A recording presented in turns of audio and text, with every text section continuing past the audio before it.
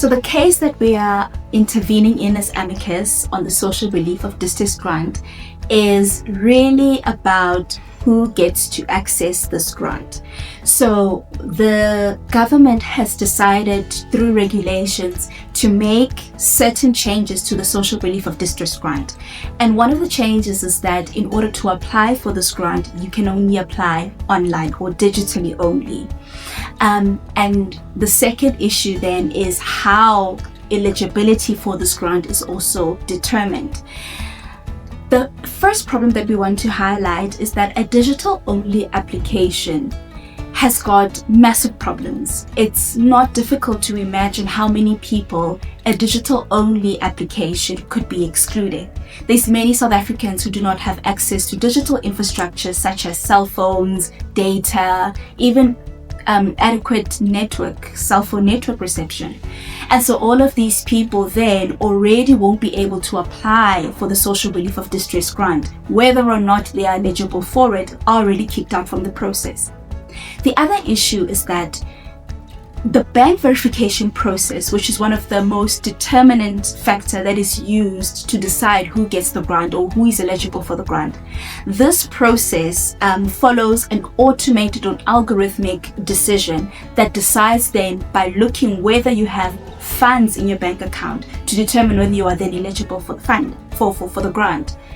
Another problem with this is that the bank verification process uses an algorithm that doesn't understand the context in which the funds could be in your account. So it does not understand whether or not maybe that money is going to be paid to a third party, or whether that money is a funeral payout that you're going to be using to pay for a funeral. It only kicks you out of the system and makes you ineligible for the social relief of distress grant just because you have some fund in your bank. And so what we're highlighting to the court is to say that the use of automated decision making or algorithmic decision making is not without consequence. It can have the effect of excluding poor people. It can have the effect of entrenching inequalities, entrenching poverty, because it makes something that should be accessible to the most marginalized groups inaccessible simply because an algorithm decides who gets to access this or not.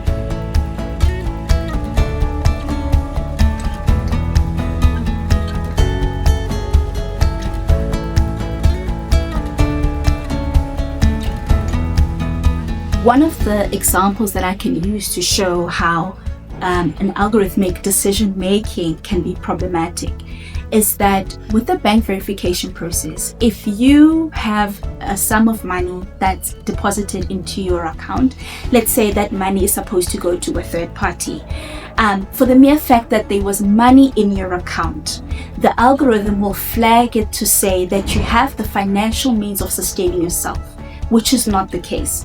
In order to be eligible for the social relief of distress grant, you need to show that you do not have the financial means of sustaining yourself.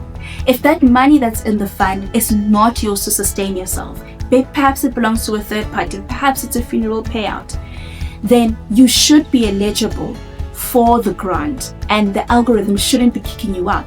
But the problem that we're having is that it is because the algorithm is not understanding all the nuances that could come with having certain funds in your bank.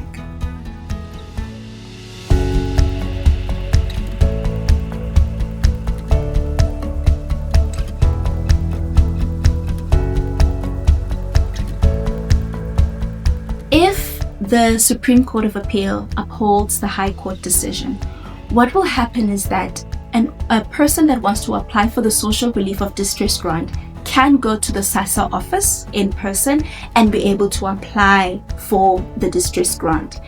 Furthermore, this person will be able to then show to whoever's assisting them, a SASSA official, if they have money in their bank account, why they have money in their bank account, be able to provide documentation and proof that shows that they do not have the means to sustain themselves and therefore are eligible for the social relief of distress grant.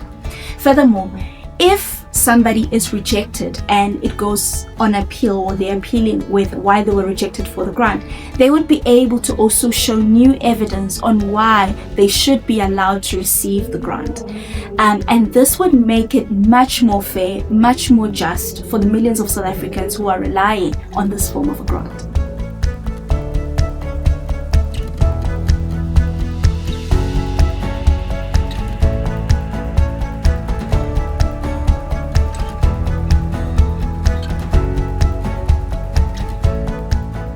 People depend on the social relief of distress grant. For many people, it is the difference between having food and not having food.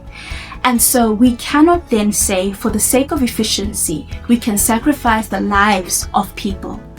Whatever process that the government uses, it has to strike a balance between ensuring that rights are protected, ensuring that social security is made accessible to those who are eligible for it, while also being efficient. And so these two things can coexist, and it's the state's responsibility to make sure that it finds a system that ensures that while it remains efficient, rights are protected and people aren't unfairly excluded from a service that's constitutionally protected, from a right that is constitutionally protected, and that those that should be having access to the social relief of distress grant can access the grant.